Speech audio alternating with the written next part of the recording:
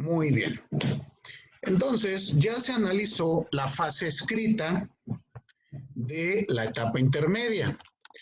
Pregunto, ¿tuvieron oportunidad de revisar los escritos que les mandé de acusación y de coadyuvancia en la acusación, que son básicamente la fase escrita? Faltaría el escrito de contestación a la acusación, pero ¿pudieron revisar lo que yo les mandé por cuanto hace a la víctima?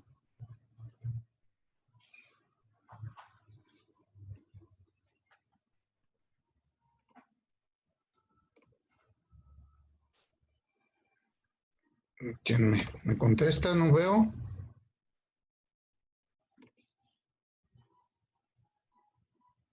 A ver si pueden prender su cámara porque como que siento que le estoy hablando a nadie o no se han conectado o qué pasó.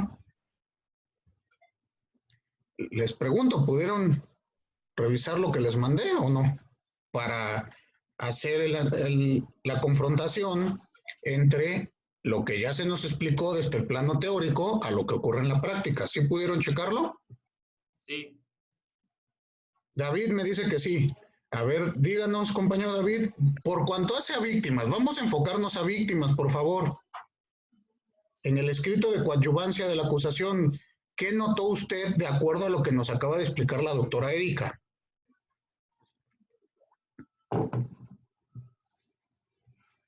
Bueno, en ese sentido, en el escrito de coadyuvancia, que es un escrito además que me parece bastante atinado porque es breve y conciso, eso me hizo bastante agradable. Acostumbrado a ver los escritos del Ministerio Público, ya sabe, de 500 páginas, con tesis que ni van al caso y cosas así. Me gustó mucho cómo maneja lo que es la reparación del daño y la tesis en su favor y de cómo debe de ser integral. Creo que es la parte más importante porque en muchas ocasiones, y se lo digo yo, de que tengo jefes que a veces me dicen, es que la reparación del daño no incluye eso. La reparación del daño nomás la material y listo, ¿no? Entonces, suele suceder, hay criterios. Hay jefes que así piensan. Sí, en otros jefes, no los que tengo actualmente, en otros asuntos. No, claro. Unos jefes en Suecia. Exactamente. Y además, lo que más me gusta en este sentido es que cuando citan instrumentos internacionales, lo razonan. Es decir, ¿por qué son aplicables? Porque luego tenemos alguna cuestión que nomás citan instrumentos internacionales sin realmente dar a entender por qué deben de ser o no aplicables o conocidos en el momento. La etapa intermedia, al final del día, al hacer una coadyuvancia, no sigue los mismos requisitos que el Ministerio Público, más que de coadyuvar a una acusación ya presentada y se puede encontrar con la misma, no hay ningún problema. Eso es normal y es lo que se espera, de hecho. Entonces, es lo que más resalto. Me parece que ¿cómo se llama? Que la parte más distinguida es lo tendiente a una reparación del daño integral, llamémoslo así, y a cómo obviamente se solicita el escrito reconociendo, se conozca la personalidad de la persona que promueve, ¿no? Eso es lo que más me llamó la atención y siento que es muy importante. Ok, bueno, para dar un poquito más de realce a esta situación, para ver qué va a tener la reparación integral del daño, tenemos que acudir al artículo 30 de la Ley de Víctimas, 30 y 31. Ahí ustedes van a encontrar en qué consiste esta reparación. Y nos dice el artículo 30, las víctimas tienen derecho a ser reparadas de manera oportuna, plena, diferenciada, transformadora, integral y efectiva por el daño que han sufrido como consecuencia del hecho punible, que las ha afectado o de las violaciones de los derechos humanos que han sufrido, comprendiendo las medidas de restitución, rehabilitación, compensación, satisfacción y medidas de no repetición. Y después, artículo 31 nos va a establecer varias de estas situaciones. Dentro de ello, la fracción tercera una compensación que ha de otorgarse a la víctima de forma apropiada y proporcional a la gravedad del hecho punible, del hecho que estamos investigando. Debemos de tomar en cuenta que como este es un derecho muy nuevo, va a tener que irse formando con diversos criterios de nuestro Tribunal Constitucional, de la Suprema Corte de Justicia. Y de ahí que en construcción jurisprudencial ha ido estableciendo cuáles son los elementos mínimos que debe de contemplar una reparación integral del daño. Entonces, ahí también es lo que se está empleando en este escrito. ¿Se dieron cuenta ustedes que dentro de esa reparación del daño se pidió una disculpa pública? Que escuché que la doctora Erika les hablaba de la disculpa pública. Sí, se la piden directamente a la fiscalía. ¿Y a quién más? A ver, no recuerdo, pero recuerdo solamente a la fiscalía yo de lo que leí. Doctor, ¿no más alguna cuestión? Alguna vez yo tuve algún detalle y me dijeron que estas reparaciones del daño solamente eran en violaciones a derechos humanos, que nada tenían que ver con el procedimiento penal. No sé quién le haya dicho eso, pero está mal. No, nunca he leído, yo creo que nunca he abierto la Ley General de Víctimas. Vamos a tener que, se omite el nombre por confidencialidad. Claro, claro. Ahí mandé unos cuadritos a nuestro chat, imprímaselos y regáleselos. Ahí hice viene. algo similar, pero bueno, ya después cuando le pedí el fundamento, pues se quedó corta la precisión, ¿no? Claro. Entonces, bueno, aquí la fase escrita, como ustedes ya escucharon, va a tener el escrito de acusación y el de coadyuvancia. Una vez que se han presentado, teniendo estos elementos, ya vieron ustedes cómo pueden ser, incluso se puede pedir, uno como asesor de la víctima puede pedir una reparación del daño mayor a la que está pidiendo el Ministerio Público. Estos escritos que ustedes ven ya es el segundo escrito de acusación. En este asunto tuve que reponer el procedimiento y regresarlo hasta etapa de investigación complementaria, porque en el primer momento no se había realizado ningún acto de investigación. La acusación tenía deficiencias brutales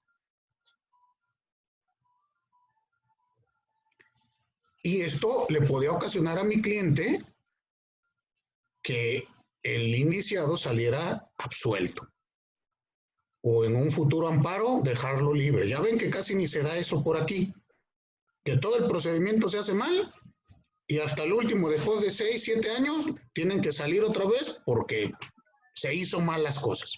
En este caso se tuvo que reponer procedimiento. Ustedes vean que los hechos, ya se cumplió 2 años de los hechos. Y no se ha celebrado la audiencia intermedia en ese caso. Para que ustedes vean que la justicia avanza lenta, pero sin sueño. ¿Estamos? El 17 constitucional, cuando dice que tenemos derechos a ser juzgados de manera pronta y expedita, pues creo que son 7 años, ¿no? Algo así. ¿Cómo interpretan ustedes pronto y expedito? ¿Cómo lo entenderían? A ver, ustedes. ¿Les parece que 2 años? Pues como 5 años, ¿no? Mínimo. ¿Cuánto dura un procedimiento aquí de cualquier índole? Vamos a inventar en materia, no sé, un arrendamiento inmobiliario que la ley dice que se debe de resolver en 30 días hábiles. ¿Cuánto dura en la práctica? Bueno, perdón, maestro, pero en la práctica yo ya tengo ya cerca de 10 años litigando el asunto. Ajá. ¿Sí? Entonces, pues sí, no es nada fácil ni nada concreto, ¿no? Eso de los términos.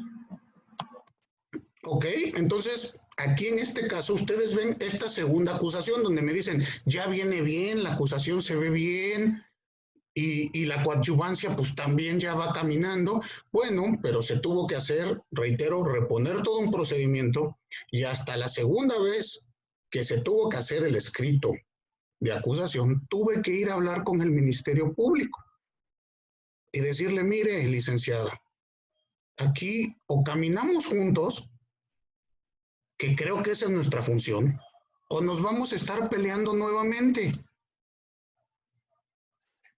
¿Qué le parece si cuando usted haga su escrito de acusación me lo deja leer antes de que usted lo presente y yo le opine? Ya usted determina si quita, pone, va, lo que quiera. Y después de eso, bueno, yo hago valer mi coadyuvancia.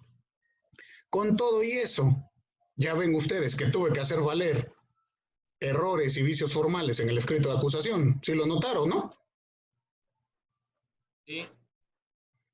Entonces, bueno, esto ocurre bastante. ¿Qué va a ocurrir ya después de que tenemos estos dos escritos? Viene la contestación a la acusación, que es la fase escrita, la otra parte de la fase escrita, que esto le corresponde a la defensa. Y la defensa ahí hará valer lo que determine, ¿no? ¿Por qué está mal la acusación? Y ofrecerá sus pruebas respectivas. Yo tengo una duda en cuanto a la disculpa que solicita este maestro. Dime, Daniel. Dice, de igual modo se solicita, se condene a la Fiscalía General de Justicia de la Ciudad de México a ofrecer una disculpa pública debido al retardo injustificado en la investigación en el caso que nos atañe, ya que hasta el día de hoy no se han proporcionado medidas de asistencia y protección a las víctimas indirectas. Pregunto yo, si la reparación del daño es en relación al delito, porque de ahí nace la acción penal, y es una duda, ahora sí que, ¿por qué pedirle una disculpa a una persona que no tuvo nada que ver con el hecho? Es decir, ¿no tendría que ser sujeto de alguna queja de derechos humanos aparte o de algún procedimiento aparte? Pregunta.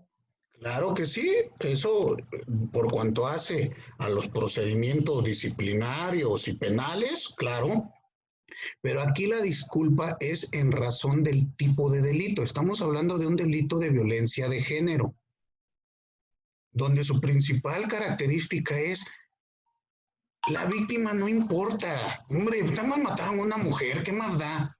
Y si nos tardamos nosotros como Procuraduría en investigar, y nuestra investigación inicial fue completamente deficiente, y tuvo que ordenarnos una autoridad de amparo que corrijamos todo lo que ya habíamos hecho mal, y no le hemos dictado una sola medida de asistencia y protección a la víctima, me parece a mí, a las víctimas indirectas, que estamos en presencia de requerir una disculpa pública. ¿Cuál es la finalidad de la disculpa pública? Visibilizar lo que está ocurriendo. ¿Sí me explico? En ese sentido estoy de acuerdo. Mi duda es procedimental. Realmente, si sería propio que en el escrito de acusación de la víctima solicite una disculpa de un sujeto que es ajeno a los hechos, a los hechos victimizantes propiamente. Tú mismo, Leonel, ¿por qué se le está solicitando a la víctima? ¿Es ajena a la Procuraduría en ese sentido? La Procuraduría no la mató. No, pero ¿qué le está solicitando? ¿Por qué motivo es la disculpa? Léelo otra vez. Por el retraso injustificado y por no haber, ¿cómo se llama? Ofrecido las medidas, pero eso no va a ser objeto del juicio, porque el juez podría sentenciar sobre de eso. Entonces, ¿a quién le pedimos la disculpa pública? Por el retardo en la administración de justicia. Considero que en un procedimiento aparte, pero si la reparación del daño incluye precisamente esto. Pero la reparación del daño es en relación al hecho victimizante. Y el hecho victimizante fue que la mataron, no fue la deficiente investigación, si no tendría que haber una carpeta de investigación en contra de... No. Toma en cuenta lo siguiente. ¿Ah? Vamos a tener medidas de restitución, rehabilitación, compensación, satisfacción y de no repetición. Ajá. El hecho victimizante tiene más consecuencias que solamente el muerto.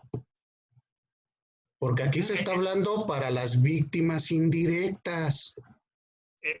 Estoy de acuerdo en ese sentido, pero me llama la atención. ¿Se lo dieron? El MP no dijo nada al respecto de estas cuestiones. Eso sí, no sé cómo estuvo. No me importa lo que diga. Yo ya lo pedí. No, pedir, ahora sí que el pedir está abierto, ¿no? Pues Pero claro. ¿se lo concedieron? No te estoy diciendo que todavía no se celebra la intermedia. Ah, ok, ya, bueno, ahí luego vemos qué pasa, pero me llama la atención por eso. Ujú, Perdón porque a veces se corta el audio. sí. Me llama la atención porque yo sí considero que diría, oiga, señorita, está bien, ¿no? O sea, está bien que pida, pero considero que no son a raíz del hecho victimizante. Son derivadas de la investigación y serán materia de otra cosa, pero la reparación del daño la fiscalía no la notó. Ok.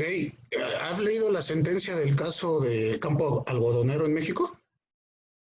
Brevemente, porque es muy larga, pero sí hace, y apenas hace un par de meses. ¿Y has escuchado la recomendación que nos dio la Corte Interamericana referente a lo que me acabas de decir?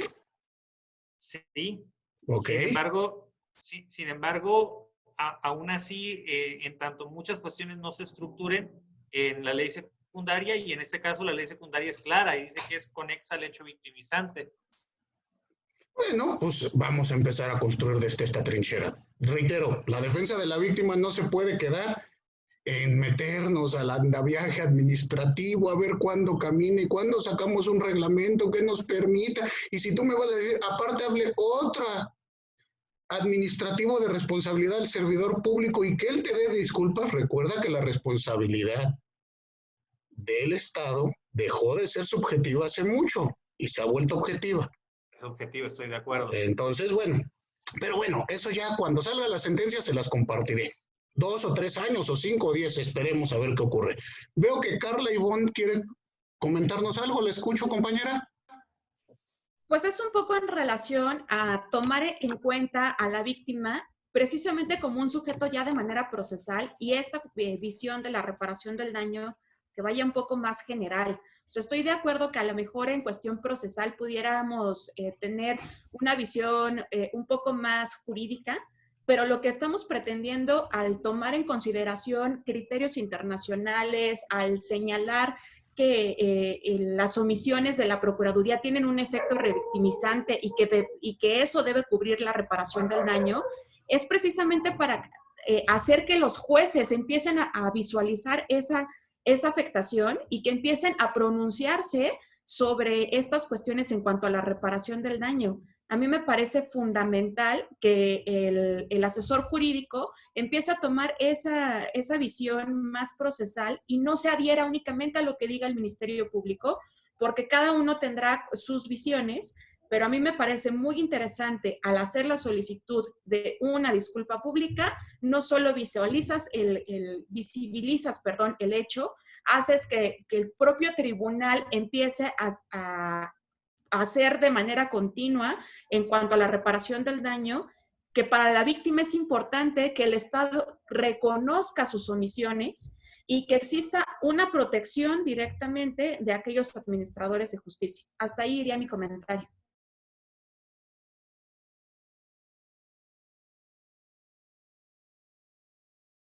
Pregunta, igual al comentario, lo entiendo. Yo estas cuestiones a veces les denomino sin entender, derecho, no derecho hippie, por decirlo así, pero muy derecho muy modernista, vanguardista, y hay que recordar que a veces las instituciones con trabajos y aplican la ley que les corresponde. Ya hablar de tratados internacionales es muy complicado. ¿Por qué? No lo sé, pero lo es. Sin embargo, considero un tanto injusto para la Fiscalía y el Ministerio Público, no hablando como agente, sino como Fiscalía en su criterio de unidad, que le pidan una disculpa pública en un proceso, pero la etapa intermedia va a fijar los hechos que se van a controvertir en el juicio, la litis, por así decirlo. En este sentido, pues es una disculpa sobre hechos que no van a controvertirse, porque el Ministerio Público no va a tener un momento de debate para determinar si sí o si no pudo haber dictado las medidas, si sí o si no obró en tiempo, si sí o si no, no lo sé. Entonces, considero que dejan en estado de indefensión al pedir fuera de lo que se va a debatir en juicio, y además que, pues, con qué medios de prueba va a determinar el juez sobre esa reparación del daño. Es un tanto injusto para mí. Y creo que el Ministerio Público debería de plantarse en ese sentido. Estoy de acuerdo que se visibilice a las víctimas y cuanto otra cosa más necesiten. Sin embargo, hay procedimientos para eso. Hay una frase que me gusta mucho que dice que la ley es dura, pero es la ley. Y bueno, la materia penal no es un cuento de hadas, no es algo donde todos vayamos a acabar con un final feliz y sonriendo. La ley es la ley, y dicen que una vez que el juez da su mallete se sirvió justicia. ¿Le gustó o se hizo derecho? ¿Le gustó a las partes? No lo sé, pero se hizo derecho. Entonces sí considero que en ese sentido todo del escrito de acusación de coadyuvancia me parece muy, muy bien hecho, muy bien estructurado, muy interesante. Sin embargo, ese pequeño detallito considero que el asesor jurídico victimal va en demasía al dejar en estado de indefensión a la fiscalía. Pobrecitos, hay que cuidar a la fiscalía. Hay que quererles. Ellos casi no tienen elementos, ¿verdad? Pero permíteme, quiere hacer uso de la voz Ana María, por favor.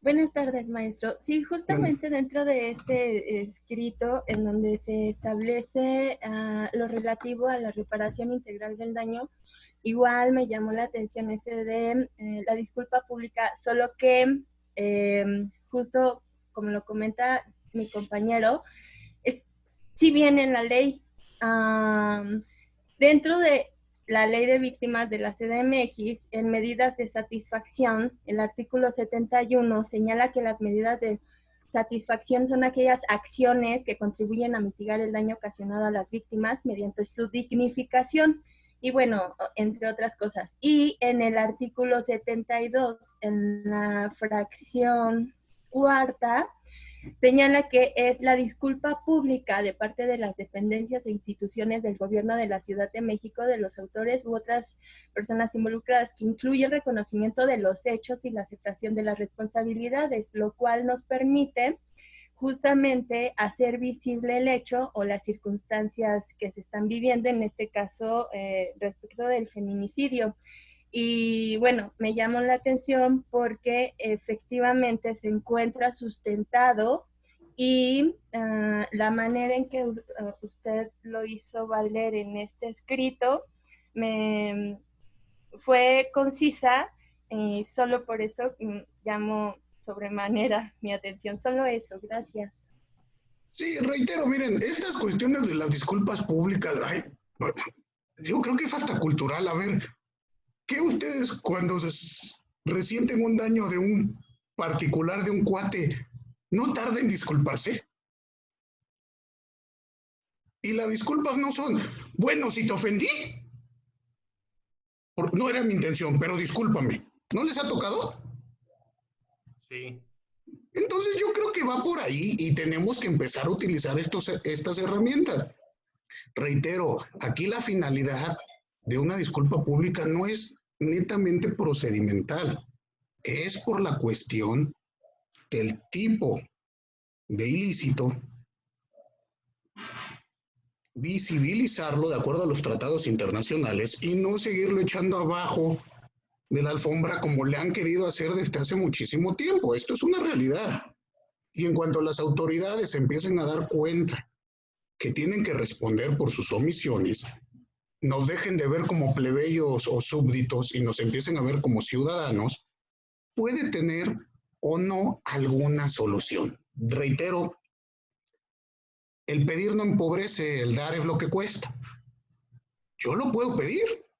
Vamos a ver en sentencia, reitero, aquí todavía ni sabemos la reparación del daño que estoy pidiendo, es lo mismo, ¿eh? Vamos a ver qué hace la defensa, vamos a ver qué ocurre, pero esto queda todo en vamos a analizar. Ahorita les doy uso de la voz, déjenme entrar a la fase oral. Creo que los que checaron el escrito ya les quedó claro la fase escrita. ¿O tienen alguna duda respecto de estos escritos que tuvimos y compartimos? Ya independientemente de la disculpa pública que bueno, puede ser o no puede ser, respecto de lo demás, ¿encuentran ustedes algún tema de duda? El tiempo para constituirse como coadyuvante que unos segundos fuera, pero no sé si lo vimos, porque me ha tocado que pierdan la coadyuvancia por no haberla hecho en tiempo y forma. Ok, la coadyuvancia se tiene que realizar conforme al artículo 338.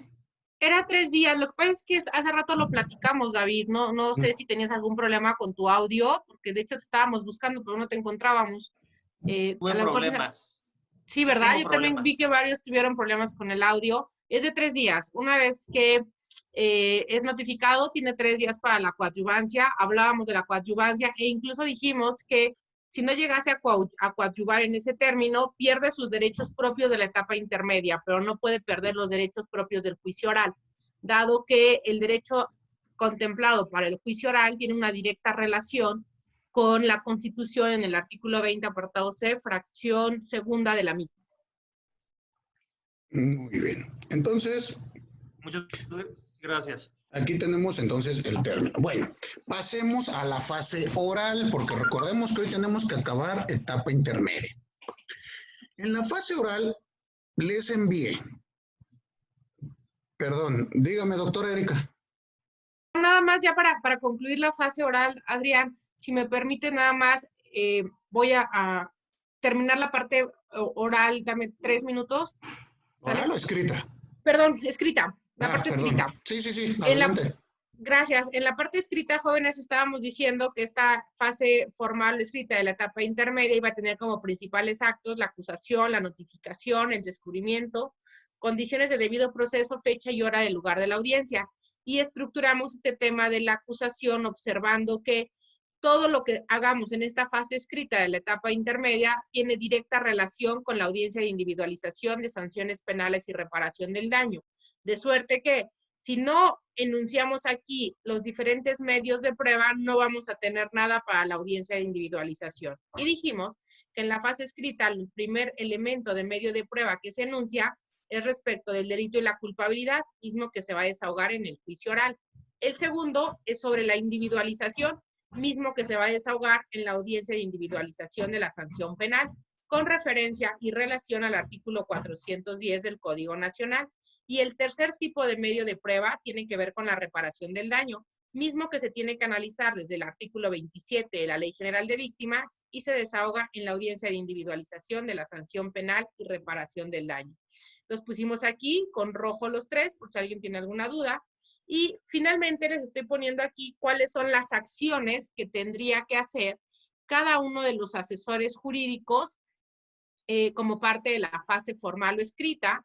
Número 1, explicar a la víctima u ofendido el contenido y alcances del escrito de acusación que formuló el Ministerio Público y le fue notificado. Será la primera acción que tendríamos que hacer puntualmente como asesores jurídicos. La segunda, analizar las copias de los registros de la investigación que nos van a ser entregados por el Ministerio Público.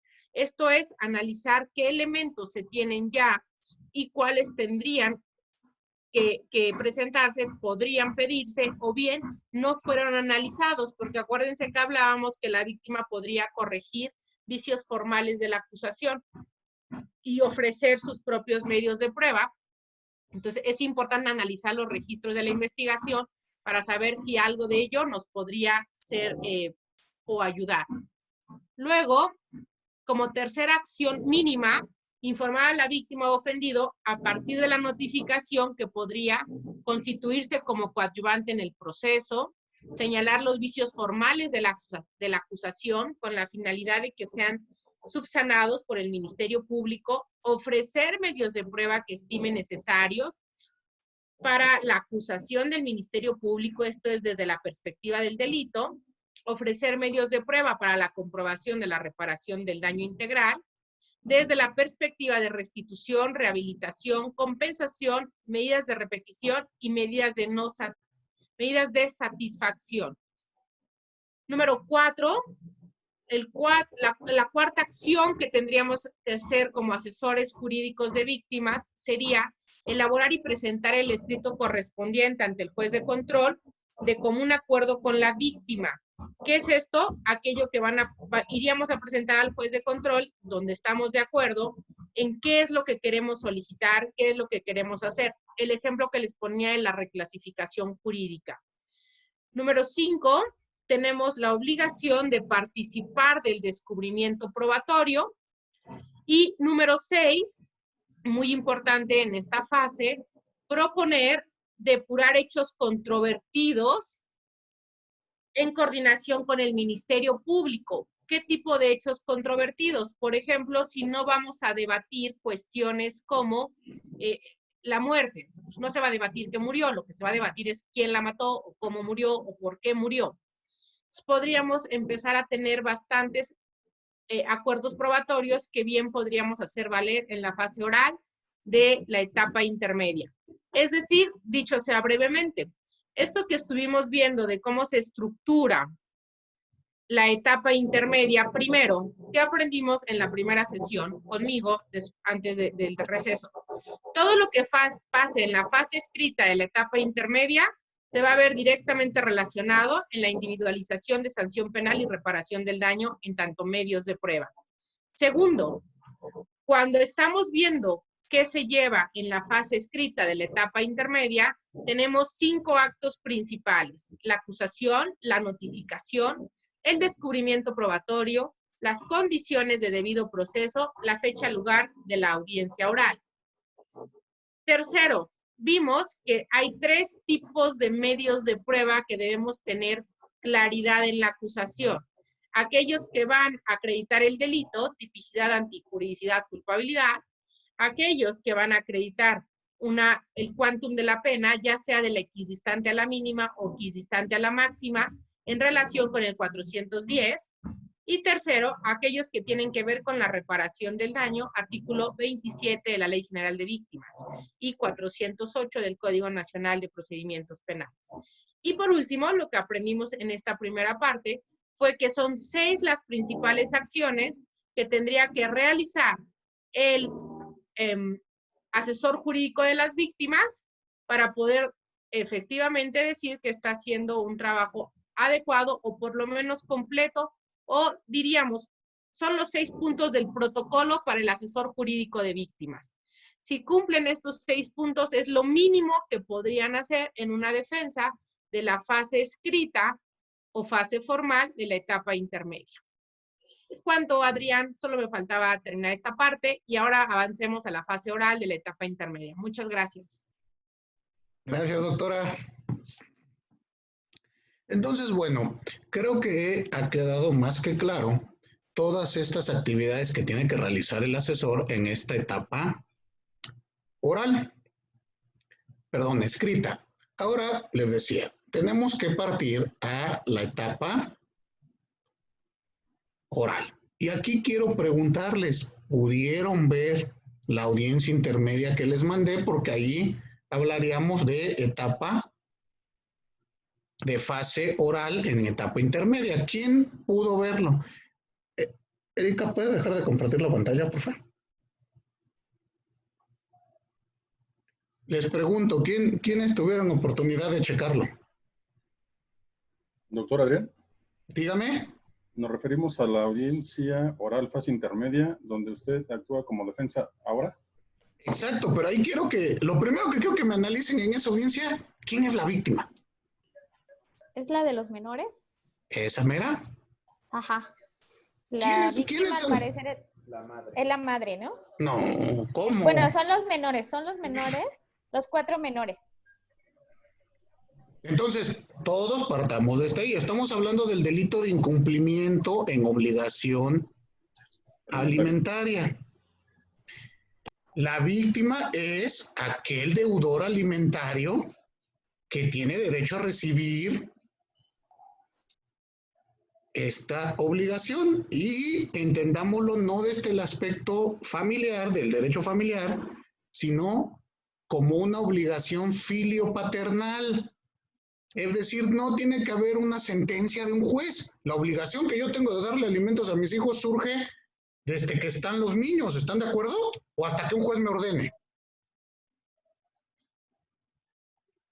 Entonces, aquí veamos quién es la víctima, porque me parece que el juez, el Ministerio Público, no han entendido quién es la víctima. ¿Estamos? Entonces, díganme, ¿cómo inicia esta audiencia intermedia? Que ya es la fase oral. ¿Qué vieron? ¿Cómo empezó? Con la acusación. ¿Ok? Dense cuenta que la fase escrita, nosotros como abogados, como partes, vamos a establecer en un escrito bajo la protección de nuestro laptop, con el JUS abierto y pudiendo copiar y pegar de San Google todo lo que se me ocurra. Voy a establecer en mi escrito misa, si quieren. Como dice David, bueno, usted puede venir y pedir reparaciones del daño y todo lo que quiera. Pero ¿qué creen? Que si no lo respaldo en la fase oral, no sirve para nada. No porque usted presente un escrito precioso de 400 hojas, quiere decir que se le va a conceder nada si no lo sabe plantear en la fase oral. ¿Queda claro este primer entendido? Sí. Perfecto. Usted misma, compañera Cecilia, nos decía, inicia con la acusación. ¿Y qué notó usted de la acusación? ¿Qué hizo? En este caso, el Ministerio Público, Ministerio Público, si mal no recuerdo. Bueno, ahí presenta en su acusación pues todo lo que es desde la denuncia que se realiza, hace la historia, presenta la tipicidad, la tipicidad, el grado de intervención, solicita la reparación del daño, y las pretensiones que tiene también el Ministerio Público en tanto de el asunto que expone al juez. Perfectísimo. Ahora, David, ¿es duda o comentario lo que me quieres hacer? Duda. Sé que no vi el video porque tengo problemas de internet y de descarga y sí pesa bastante. Ya pude descargar uno de 3. Tomando el tema de la acusación, el código refiere que hay que hacer una acusación resumida. Así que por aquí está la doctora Bardales, que a lo mejor me puede ayudar también al respecto. Nunca he entendido yo qué se entiende por acusación resumida. No hay algo que lo diga. Un resumen es una síntesis. Pero bueno, en ese caso usted como asesor victimal no sé qué también entienda como acusación resumida, porque también tiene que hacer lo propio en un símil a lo que hace el Ministerio Público. Y me parecería interesante escuchar sus opiniones. Bueno, si quieres le doy el uso de la voz a la doctora Erika y después te digo lo que yo hago. Por favor, doctora. Gracias, muchas gracias, David. Me parece muy interesante tu opinión porque efectivamente está bien extraño esto de la acusación resumida, porque en realidad yo siempre he pensado que más que una acusación resumida, lo que tendríamos que estar pensando es que ¿para qué dices la acusación? Si al final del día no existe ningún tipo de determinación jurisdiccional respecto de la misma. ¿Qué quiere decir esto? Tú, MP, haces tu acusación resumida, me dan el uso de la voz a mí como asesora jurídica, hago mi acusación resumida, le dan el uso a la defensa por si tiene algún vicio o alguna corrección que realizar, y después el juez dice, bueno, pues ya, sigamos. Es decir, no tiene en realidad una resolución judicial como tal que note alguna formalidad específica. Justo, desafortunadamente, porque de verdad era muy importante para mí como MP que vieras, justamente lo que decíamos hace rato es precisamente esta parte de que estructuramos la acusación de una forma diferente. No sé si tú puedes ver mi pantalla dentro de tus inconvenientes técnicos, no sé si la puedes ver. Sí, sí puedo. Ah, buenísimo. Mira, dentro de la acusación lo que decíamos es que muchas veces los ministerios públicos y los asesores jurídicos, incluyendo, lo que hacen cuando presentan la acusación es que se van al 335, copian el 335 y van respondiendo cada una de las fracciones como si fuera cuestionario. Cuando lo que decíamos hace rato es que para justamente la acusación resumida o explicar en audiencia la acusación, planteamos la estructura desde el punto de vista del derecho procesal, Carneluti y Chiovenda, cómo se presenta un escrito general de pretensión. Y entonces decíamos, siempre hay un proemio que nos va a dar individualización de las partes, hechos, qué pasó, hipótesis de derecho, la tipicidad y ese encuadre, los medios de prueba que se tienen, que básicamente va a ser el debate, las pretensiones y los puntos petitorios. Esta estructura viene en el 335 y aquí están las fracciones donde lo podemos fundamentar. Lo que es muy desafortunado es que el 335 te marca esa estructura de manera, digámoslo, revuelta o poco estructurada u organizada. De suerte entonces que proponíamos esta estructura que nos va a servir tanto para presentar la acusación como asesor jurídico o como MP, y esta estructura nos va a permitir esta exposición resumida de que habla la fase oral de la etapa intermedia. Entonces, lo que yo hacía, por ejemplo, en la asesoría federal, lo que hacíamos era el premio, individualizamos y decíamos, su señoría, evidenciamos en este momento que estamos todas las partes y nos hemos individualizado al inicio de esta audiencia. Los hechos, algo muy sencillo, no nos situábamos en específico. Lo anterior encuadra en el delito de desaparición forzada. Los medios de prueba serán aquellos que vamos a debatir en este momento. Por lo tanto, pedimos que nos tengan las pretensiones de habernos manifestado en tiempo y forma, en lo que a derecho convenga, que en su momento se le tenga como procesado en un juicio oral. Y finalmente, al momento de concluir esta audiencia, determinaremos nuestros puntos petitorios. Y nos tardábamos 10 minutos a lo mucho. Es decir, siguiendo una estructura más organizada, nos era mucho más fácil ir a la fase oral, teniendo desde el origen una estructura de este sistema o de cómo llevar a cabo la acusación. Es lo que podría darte o ayudarte, David. Espero haberte podido ser de utilidad.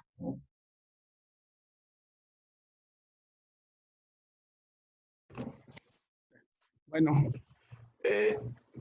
les decía, llega este momento en el que tienen que exponer sus fases, sus argumentos, sus escritos, las partes. Hay que analizar que la víctima, me hacían hace rato una pregunta. Dice, oiga, maestro, hablan de vicios formales y que la asesoría puede hacer valer vicios formales, así como la defensa. De aquellos compañeros que vieron la audiencia que yo les compartí en la etapa de vicios formales, ¿qué notaron? De aquellos que vieron la audiencia.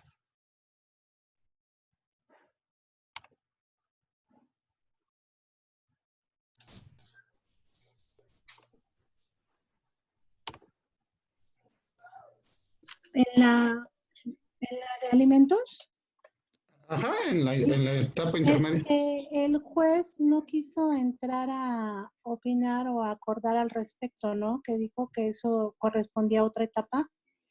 Que inclusive consideró que su risa fue sarcástica, ¿no? Como que le hizo la observación de que era como una falta de respeto, ¿no? Llamó al respeto y decía que, pues, que no lo consideraba pertinente en ese momento, que para él todo estaba bien. No iba a entrar al fondo en ese momento, ¿no? ¿Y recuerda usted qué vicios formales le señalé? Sí, que estaba invocando, esencialmente a mí el que me llamó la atención fue que el ordenamiento al que ella hacía referencia era un ordenamiento federal que no era aplicable en ese momento. Ok, ahí hagamos un paréntesis. ¿Qué son los vicios formales?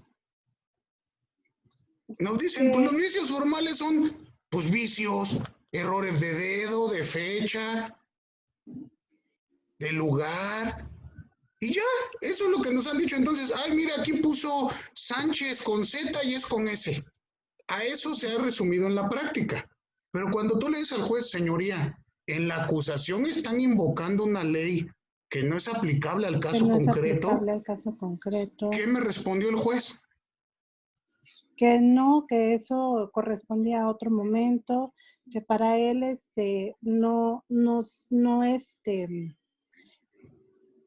no correspondía y que no iba a resolver en ese momento, que ese no era el momento procesal en el cual se tenía que resolver al respecto y que la frase precisa no la recuerdo, pero él hacía referencia a que no encontraba él, para él, como que era de explorado derecho, ¿no? Y que se entendía perfectamente la razón por la cual aparecía en esos términos, ¿no?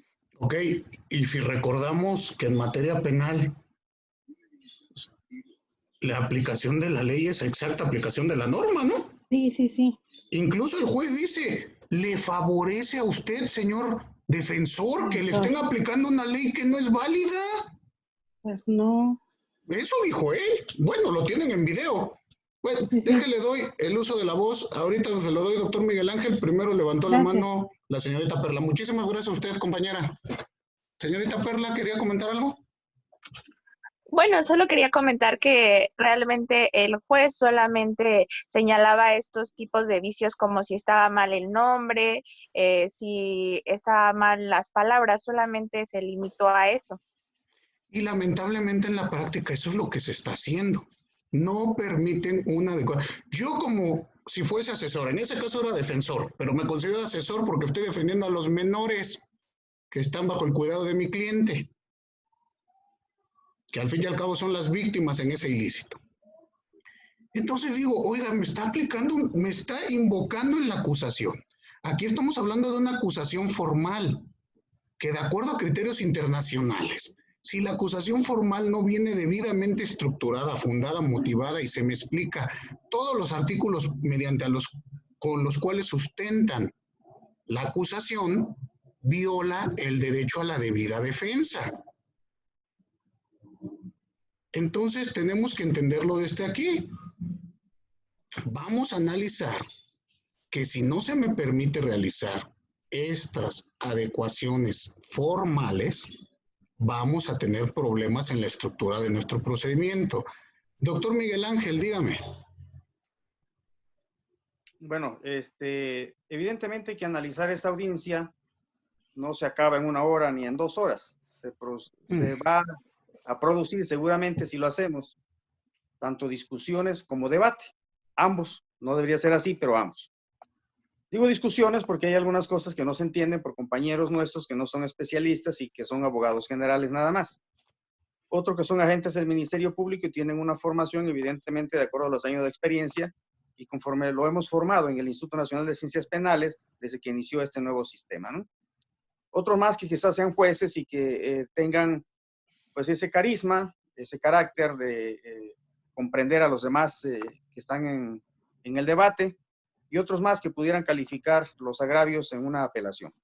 Es decir, el sistema se forma de muchos sujetos y muchos actores. En cuanto a la audiencia en especial, voy a tocar varios aspectos nada más muy breves a fin de no acaparar mucho tiempo y empiezo por el hecho típico. Me llamó mucho la atención que usted haya utilizado, y lo digo con debido respeto, porque lo vi también en la otra audiencia, evidentemente, ese sarcasmo. Pero no es propio de usted, ¿eh? El sarcasmo es propio de los maestros, es propio de los abogados, eso es característico, y ahí sí creo que cabe la disculpa, la famosa disculpa, ¿no? Pero en fin, usted lo hizo y lo reconoció y enmendó el hecho.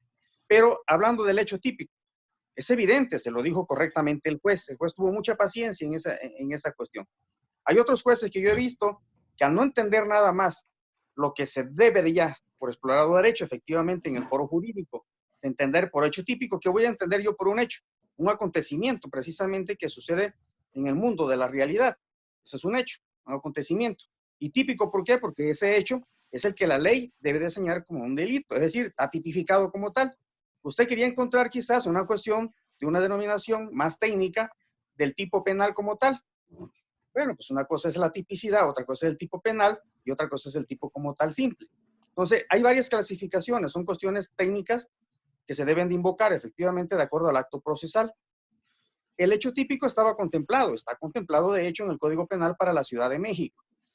A lo mejor usted estaba basándose que no lo encontraba en una expresión en la Ley General de Atención a Víctimas del Delito, o bien en otra ley de naturaleza relacionada con esta cuestión de la pensión alimenticia que debería de otorgar su defendido, pero que en realidad la que debía de otorgarlo era la señora, la esposa, la que estaba denunciando, ¿no? Porque ella pues nada más se quedaba con una sola personita y usted o su defendido ya tenía sus 3 menores de edad. Y además de eso también quiso invocar la cuestión de la falta de personalidad, es decir, formular el incidente correspondiente para los efectos de que se resolviera en ese momento, antes de que siguiera avanzando. Pero doctor, si me permite, antes de que termine de criticarme toda mi actuar como abogado postulante, estamos viendo ahorita vicios formales.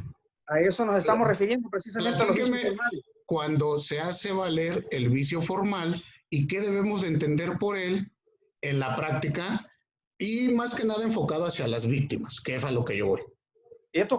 Precisamente he tocado dos de lo que usted quiso concebir. La descripción del hecho típico y la cuestión de la formulación del incidente. Usted lo quiso considerar como vicios formales. El juez le dice, momento, eso no es vicio formal. Okay. O sea, ¿qué debemos entender por vicio formal? ¿Sí? Precisamente una omisión procedimental que está consagrada en el Código Nacional de Procedimientos Penales, como pudiera ser uno de los puntos sustanciales que marca el escrito de acusación, es decir, que no se cumpla con uno de esos requisitos. Ese sería un vicio formal. Oiga, le faltó mencionar la clasificación jurídica, que a propósito el juez también tiene su omisión ahí, no más que su omisión, tiene que yo interpondría un recurso ahí, una queja ante el Consejo de la Judicatura, por corregir a la gente del Ministerio Público en la clasificación jurídica correspondiente, cuando le hizo mención precisamente, oiga, fíjese que estas circunstancias de hecho está prevista en la fracción tal de tal artículo y no he visto que usted lo haya manifestado, ¿no? Ya con eso simple que quedó grabado en la misma audiencia, le da motivo a usted como defensor, pues impugnar esa decisión ante el Consejo de la Judicatura. ¿Por qué? Porque ahí se video grabado que corrigió y eso está violando el principio de contradicción. Entonces, ya no me quisiera yo meter más. Hay muchas observaciones, le digo, no alcanzaríamos a ventilar esta situación. Me quedo nada más en ese sentido. Gracias, doctor. ¿Querías comentar algo, Erika? Gracias. Yo lo que quería comentar es, antes, vámonos primero a la parte de vicios formales, que era la pregunta que hacías. En el tema de vicios formales, me parece que no es propio de la etapa intermedia y que está mal regulado, siendo objetivos. ¿Por qué? Porque los vicios formales tienen que ver, como lo decía, creo que lo decía Perla. Perla hablaba de qué es lo que estaba pasando en la práctica, en el actuar. Y entonces, en el vicio formal, por ejemplo, resulta que ingresaron como testigo a Erika Bardales. Y después en el acto de acusación le pone Erika Barrales, ¿no? Entonces, eso lo consideran como vicio formal, únicamente modificaciones o cambios respecto de cuestiones que no entran al fondo del asunto. Porque si entran al fondo del asunto, como decía Dinora, entonces es materia de juicio oral. Un fondo del asunto, por ejemplo, podría ser una calle. No es lo mismo poner la calle 2 a la calle 22, porque es el lugar donde se cometió el hecho. Entonces, lo que está pasando como criterio en el Poder Judicial Federal, o lo que yo he visto en el Instituto de la Judicatura, es que si el vicio o la corrección que se quiere hacer tiene que ver con cuestiones de fondo, lo dejan para etapa de juicio oral. Y si tiene que ver solamente con cuestiones de forma, se corrigen en ese momento. Esa sería la diferencia básica respecto de ello. Luego, número 2, lo que decía un poco el doctor que me antecedió, creo que Miguel Ángel, me parece que siempre en la práctica hay muchos dimes y diretes y es muy valiente y hay que reconocerlo que a veces manden sus audiencias porque lo que estás haciendo es en el ojo de todos. Pero lo que yo les decía desde el principio cuando hablamos de cuánto tiempo tiene el tema de víctimas en nuestra cultura jurídica, tiene muy poquito tiempo y entonces tenemos que construir nosotros. Yo creo que en muchas cosas nos vamos a equivocar todos y en muchas cosas va a haber cosas que debemos fortalecer y aprender de nuevo. Y de hecho, el estar en este curso todos aprendiendo de todos, me parece que nos hace mejores personas, indiscutiblemente.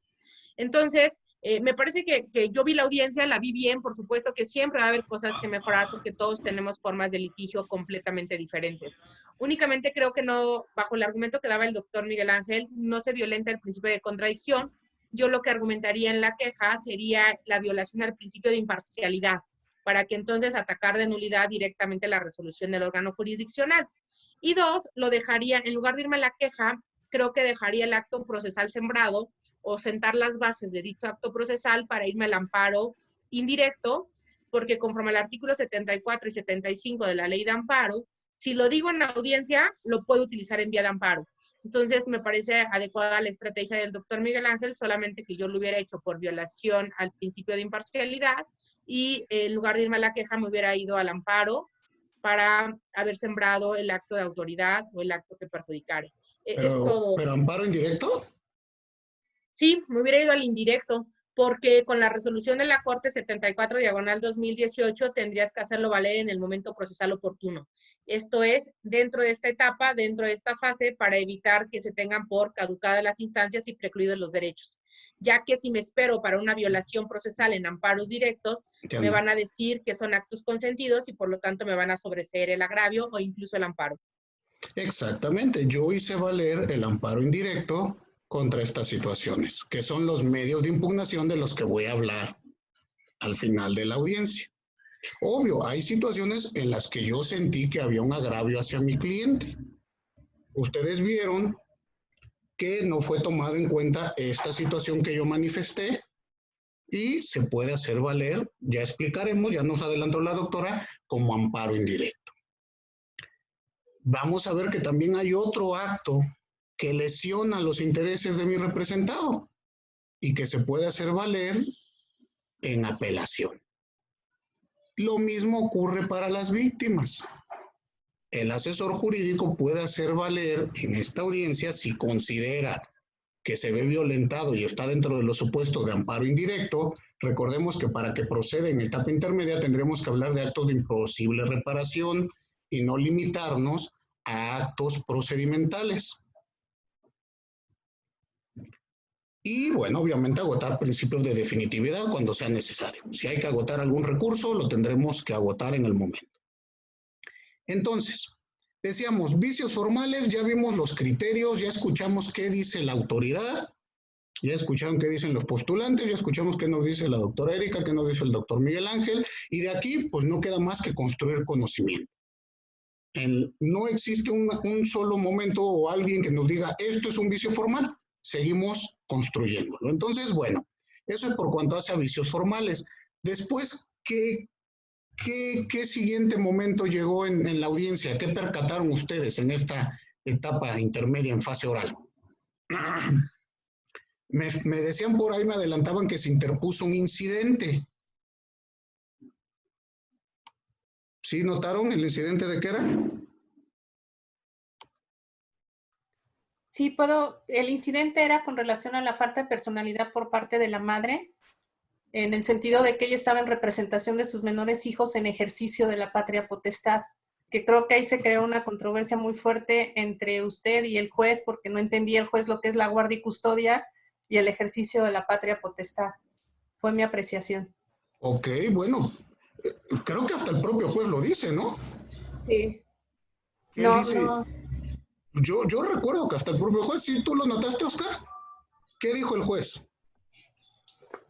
De hecho, el juez, como dice la compañera Susana, se nota sorprendido y confundido, porque efectivamente él solito empieza a divagar entre patria potestad, entre guardia y custodia. De hecho, a muchos nos pasa, ¿no? Nos va a decir guarda y custodia, para él siempre fue guardia y custodia.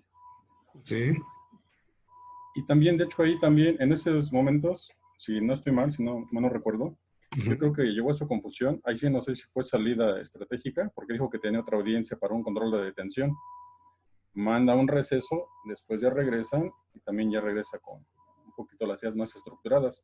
Pero según mi apreciación, sigue confundido. Hasta el final es cuando ya trata de aterrizarlo, pero de hecho el debate sí está muy interesante, ¿no? Respecto a ese aspecto de cuándo se inicia la querella, cuándo exhiben actas de nacimiento, cuándo se formaliza esa querella. Y finalmente, no sé si haga mal en irme hasta el final casi de las audiencias, ¿no? Del cuento, pero su resolución del juez pareciera ser que él estaba resolviendo un asunto mercantil por la cuestión de que todo lo desechó, y él decía o quería aterrizar en que si estaba el convenio firmado, el convenio familiar donde deriva la acción, no lo dice así expresamente, pero lo da a entender.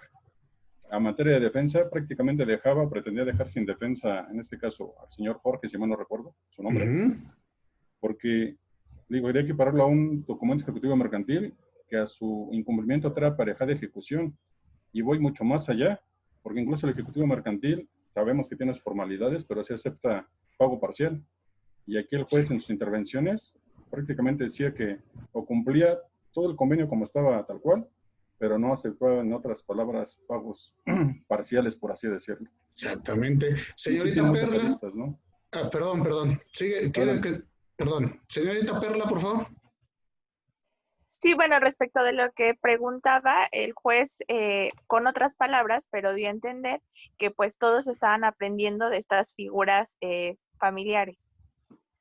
Ok, en un debate penal tuvimos que regresarnos a analizar las figuras de guarda y custodia, patria potestad, representación de los menores, Y es lo que le comentaba a doctora Arellano Palafox. En esto del proceso estamos aprendiendo todos porque no sabemos qué nos van a plantear o a dónde nos va a llevar el procedimiento. En este caso, tuvimos que llegar a preguntarnos, ¿quién representa efectivamente a un menor cuando los padres están divorciados? El Dígame, que conserve la patria potestad y la guarda y custodia. O sea, ambos tienen la patria potestad, pero uno de ellos conserva la custodia. Pero en materia civil, el que tenga la guarda y custodia es el que va a recibir los alimentos. Y ya de ahí se desprende si tiene para los alimentos, si no tiene los alimentos, si hubo violencia familiar, si no, etcétera, etcétera, etcétera. Pero es el que tiene la guarda y custodia, es el que los necesita. Y entonces en esta situación se estaba platicando de algo interesante. El cliente que yo llevo tiene a 3 menores que le ha sido otorgada la guardia y la custodia provisional por parte de una autoridad, toda vez que fue y promovió un incidente por violencia intrafamiliar. Sí. Y la acusación es, pues a mí no me importa, yo en el convenio que hice de divorcio dice que me tienes que pagar. Y la acusación va en ese sentido, y como bien nos adelanta Jorge, y el juzgador en etapa intermedia ya está prejuzgando y sentenciando a mi cliente. Bueno, lo que sucede es de que si se llevó a efecto un convenio, entonces se presupone que se debe de respetar. Yo quiero entender que no llegaron a un convenio. No, sí, en el divorcio hubo un convenio, un divorcio encausado, donde se determinó, pero posteriormente a ese convenio hubo un acto donde la madre excluye, o digo coloquialmente, corre a los niños de su casa y pasan a estar bajo el cuidado de su padre. Bueno, ahí tenemos primero el papá tiene que buscar que se le quede la guarda y custodia de los menores, para que así él pueda solicitar los alimentos. Ya se le decretó de manera provisional. Sí, entonces ya es él. Él es el que lo lleva. Fue lo que se analizó en este incidente y el juzgador determinó que no era razonable lo que yo pedía y declaró sin materia este incidente de falta de personalidad. Pero está interesante. Doctora Erika, perdón que no le dé el uso de la voz, por favor. No, al contrario, la verdad es que yo también voy a aprovechar la gran experiencia de la doctora Sara Arellano para este cúmulo de información, porque a mí me tocó en un asunto algo bien interesante. Venían de un problema familiar donde es típico en materia penal. Se pelean en materia familiar por la guardia y custodia de los niños, y entonces una abogada muy maliciosa le dice a la mamá, ve y denúncialo en materia penal de abuso sexual para que entonces en materia penal le quiten los derechos y ya te la puedes quedar tú y lo mandas a la fregada. Esa es clásica. Clásica. Denuncian en materia penal, nos llega, yo la verdad estoy enojadísima de ese asunto en aquel entonces porque yo decía, ¿cómo es posible que una mamá pueda hacerle eso a una hija? Porque algún día va a crecer y va a escuchar que su papá fue denunciado por, a lo mejor, abusar sexualmente de ella, ¿no? Pero bueno, independientemente de ello, lo que en ese momento pasó, que yo no sé cómo pasó, pero a ver si ahorita nos puede ayudar la doctora Sara, es que la abogada que traía al imputado, digámoslo así, al niño, dijo, en materia penal no lo puede representar la mamá, aunque ella tenga la guardia y custodia en materia civil, porque ella es la que está denunciando. Y entonces están sobreponiéndose intereses. Decía, entonces la niña, la menor de edad, necesita su propio abogado. Y no va a ser el que le ponga a la mamá, porque la mamá tiene un interés, ya que deviene de un juicio familiar. No puede ser el papá porque tiene un interés, tanto en el familiar como en el penal. Y entonces el DIF, creo que fue el DIF o el Sistema Integral de Justicia para Adolescentes, no sé, ni tampoco sé cómo lo hicieron, pero fue algo bien interesante en penal, porque le pusieron un abogado a la menor. Y entonces iba el abogado del imputado, que era el padre, acusado sexualmente, la abogada de la mamá que iba en su calidad de víctima indirecta en materia penal y de actora en materia civil, y iba la abogada de la niña, que decía va a representar los intereses de manera individual y particular sin que sea carga para ninguno de los padres, porque se perjudicaba el principio de imparcialidad, una cosa así. Pero mi pregunta puntual es, ¿cómo se le hace en materia civil o en el tema de adolescentes o niños para que el DIF o quien les pone esos abogados a los niños para una igualdad de circunstancias, tanto en penal como en civil, a propósito de esta audiencia que vimos? No sé si nos puede ayudar. Sí, mira, lo que sucede es de que siempre que hay violencia familiar o un menor, siempre va a prevalecer el interés superior del menor. Siempre se le tiene que avisar al Ministerio Público, siempre se le tiene que dar entrada al DIF. Hay situaciones en que luego los abogados, como ustedes los han estado señalando, desconocemos otro tipo de leyes, ¿sí? Y eso lleva a que digan, nada más el menor tiene estos derechos. No, siempre se le tiene que dar aviso. El juez tiene la obligación de darle aviso al Ministerio Público. El Ministerio Público tiene que estar ahí y ver que efectivamente se cumple el interés superior del menor. Por eso, en ese caso, al momento en que ven que la mamá está influyendo en la forma que el niño dice que su papá o la niña abusaba de él, interviene el Ministerio Público y dice, no, yo lo voy a representar. Porque nadie estaba representando al menor en su interés.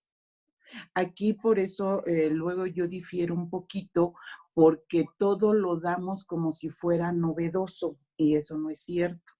Desde siempre se tiene que auxiliar uno del órgano jurisdiccional. Ahora, este asunto que están ustedes comentando, desafortunadamente es muy usual. Las mujeres luego les digo que no somos tan buenas porque utilizamos mucho esa situación de decir que el papá abusa sexualmente de los niños.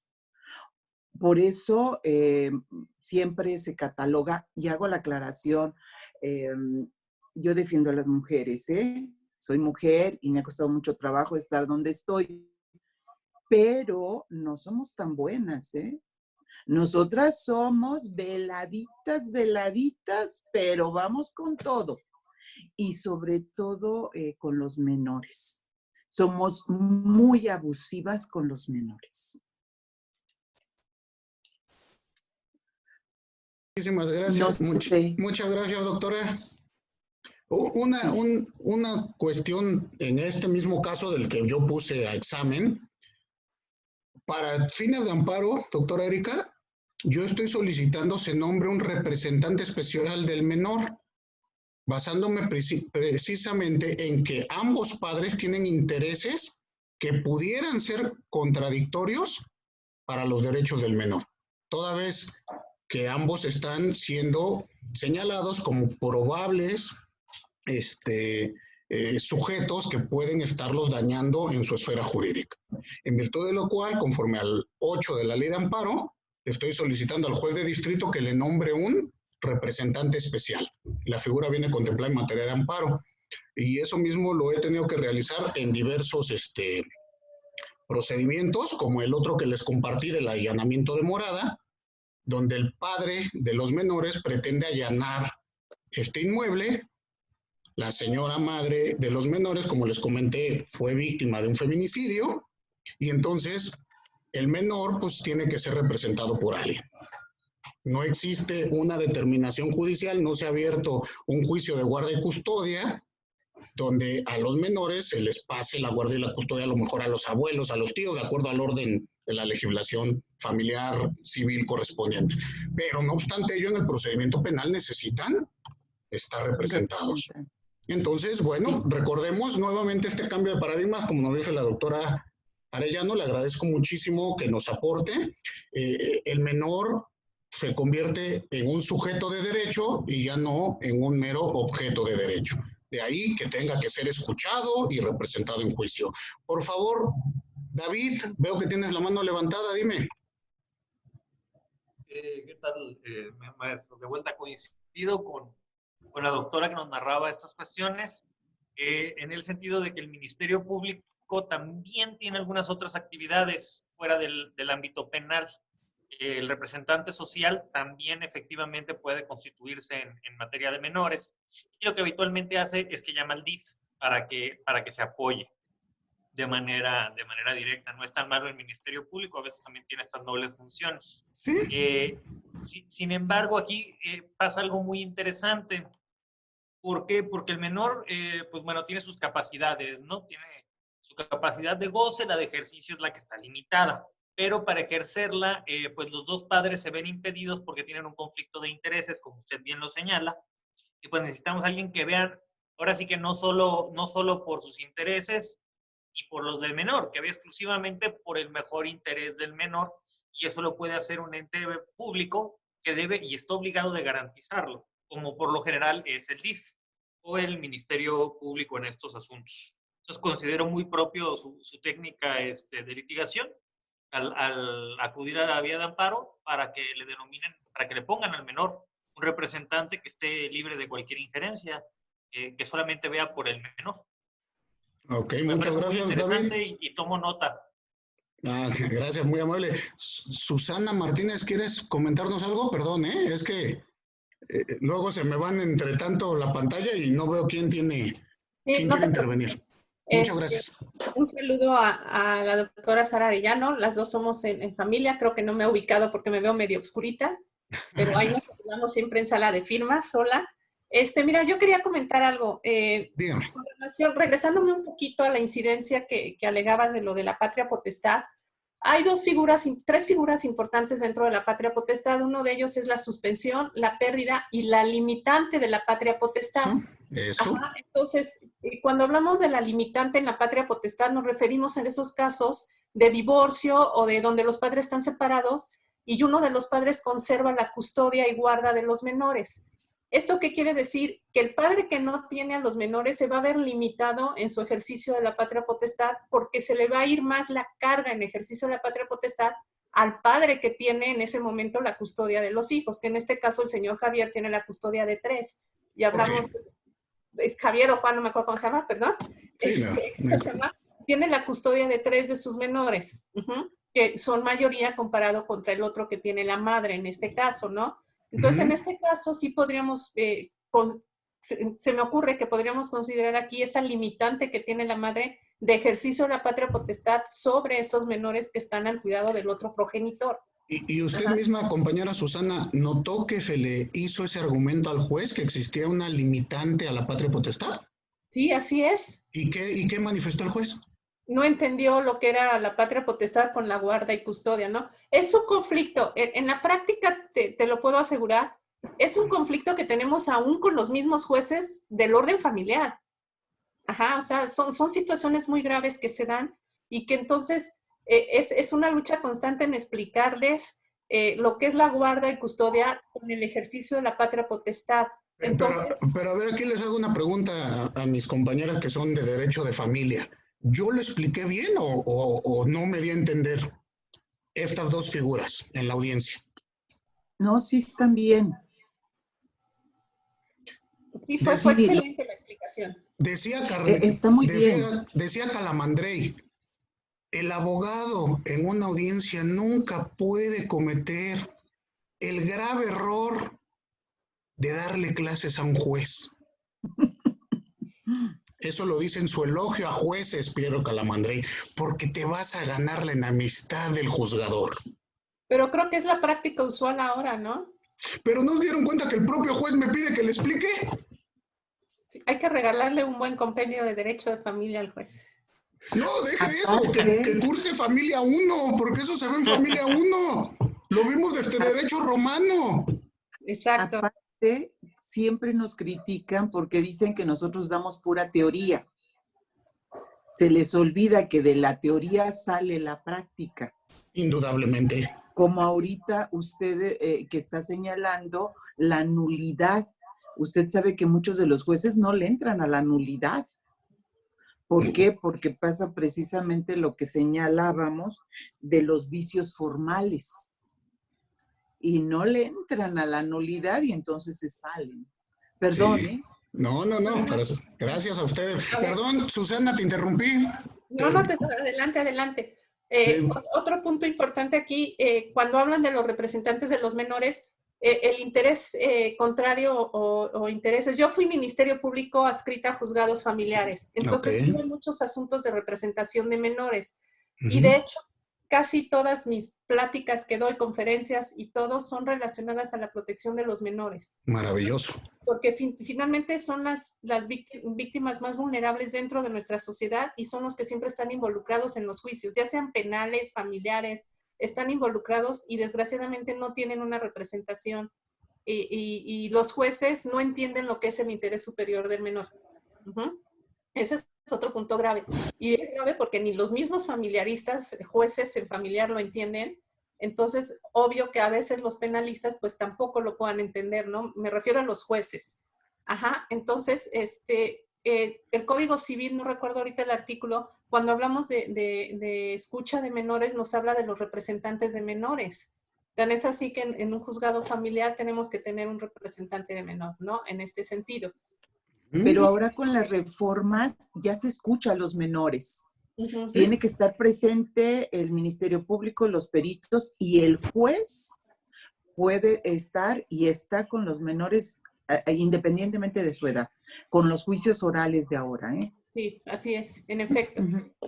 Entonces, con mayor razón, pues en materia penal, cuando tenemos intereses opuestos, como el caso que expone la doctora Erika, pues sí hay un interés opuesto ahí porque una madre está obligando a la hija a denunciar un delito grave que es un acoso sexual, una violación, y tenemos al padre que se convierte en el inculpado en este caso, ¿no? Entonces sí hay un intereses opuestos en ese sentido. Yo quiero decirles que en la práctica familiar nos hemos topado mucho con las famosas denuncias falsas, que son precisamente encaminadas a casos sexuales, en donde, como dice la doctora Arellano, las mujeres somos a veces muy malas, o sea, empiezan a ver que el asunto 09, te lo repito, 55, 47, 65. Falsas, ¿no? Entonces nos topamos con casos como la audiencia que vimos el día de ayer, que para mí podríamos considerar que no sea como tal una denuncia falsa, pero hay un aprovechamiento por parte de la madre de los menores de querer cobrar la pensión alimenticia que ella hablaban atrasadas, más lo que venía a futuro, cuando ella ya no tenía los menores. Y sabemos que la ley civil nos señala perfectamente que el padre que tiene la custodia de los menores está cumpliendo en incorporar al acreedor alimentario a su domicilio y que el padre que no lo tiene tendrá que cumplir con la liquidez o en su caso con la especie de la entrega de los alimentos, ¿no?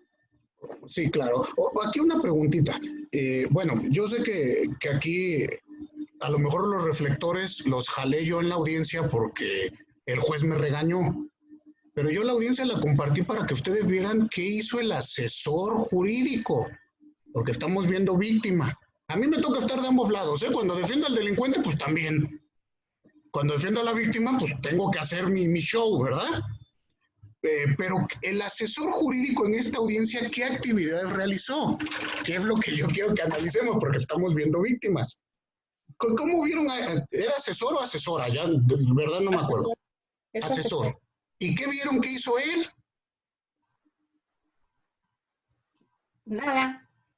¿Cómo? ¿Quién me habló? A mi criterio. Susana, por favor. Fue muy mínima su intervención, ¿no? O sea. La escucho. Sí, yo no soy muy buena en materia penal, pero a mi criterio, ¿cómo se llama? Yo vi que fue muy limitada su acción en ese sentido.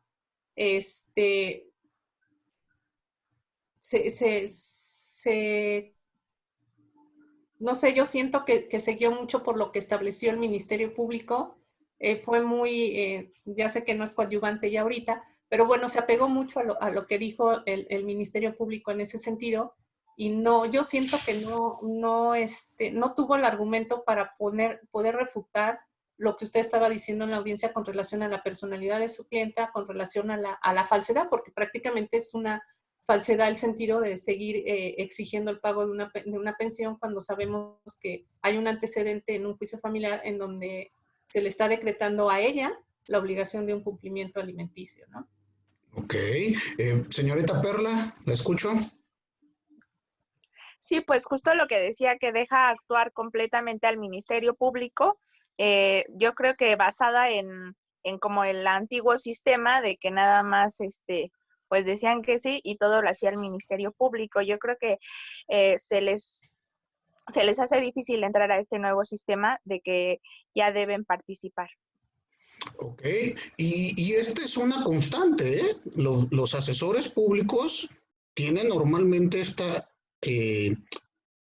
actividad, o no sé cómo llamarlo, donde dicen, me adhiero a lo que dijo el órgano acusador. ¿Y tiene algo más que agregar? No, es cuánto. Entonces, chequenlo por ahí, pero vean ustedes las intervenciones. El asesor victimal puede intervenir en el debate libremente y se le da y se le pide el uso de la voz en este sentido. Tanto si se interponen, bueno, para corregir vicios formales ya vimos. Primeramente tiene que hacer un resumen de su acusación coadyuvante. Posteriormente puede intervenir en cualquier excepción de previo y especial pronunciamiento que sea interpuesta por la defensa. ¿Vale?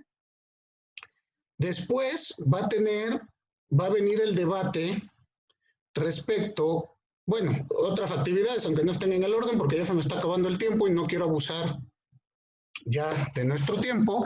También va a tener actividad el asesor por cuanto hace a los acuerdos probatorios, donde se puede oponer a los que se celebren entre el Ministerio Público y la defensa. Puede oponerse fundadamente. ¿Estamos de acuerdo?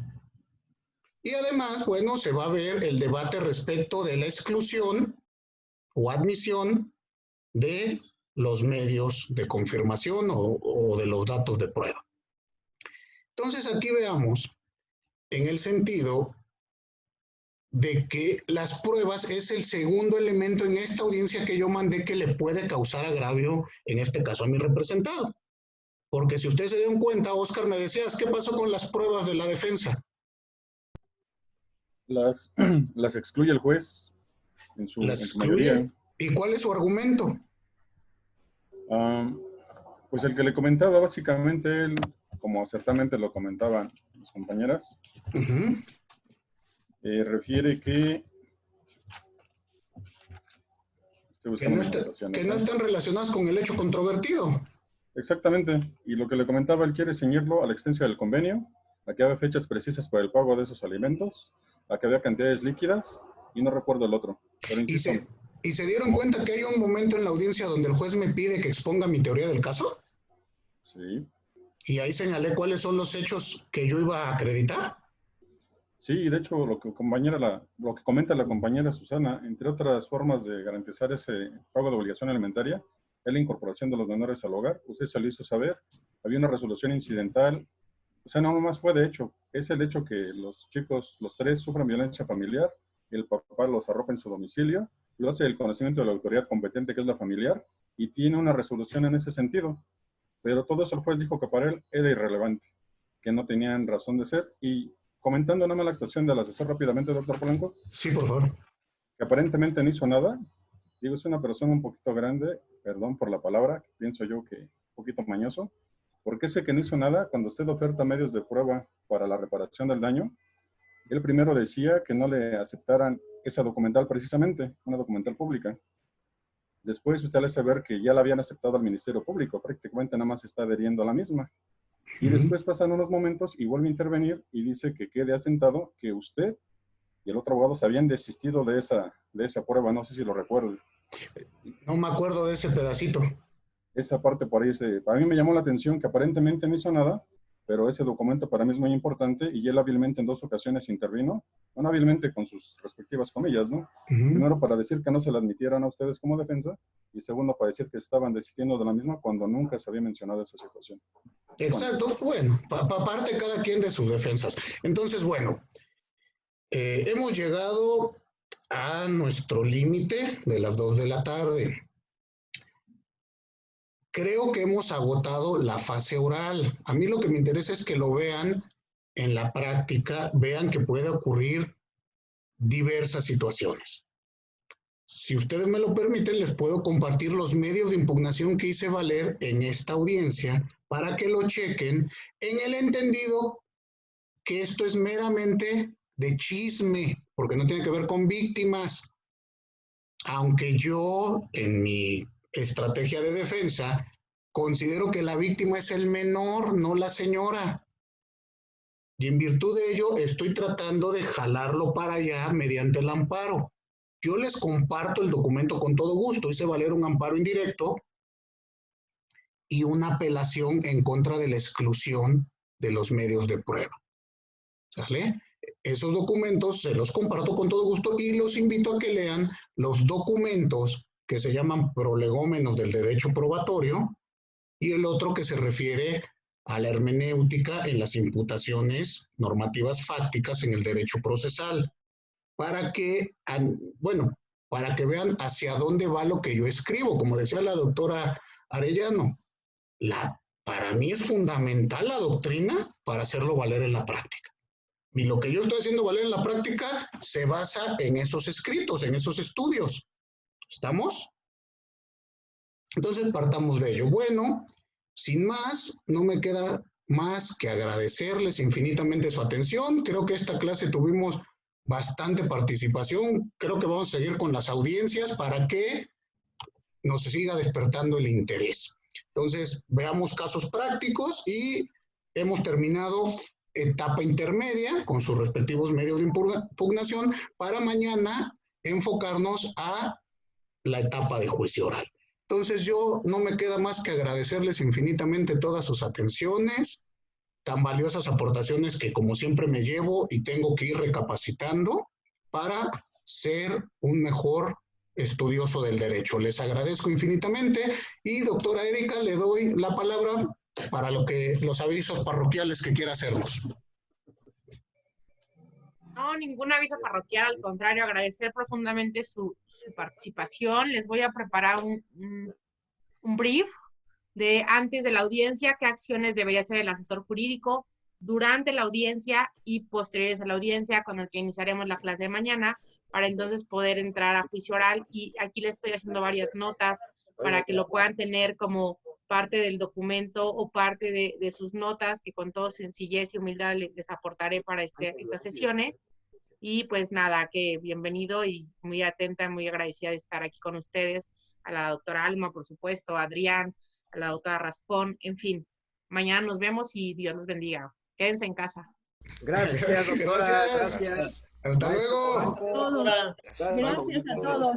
Para servirles. Hasta luego.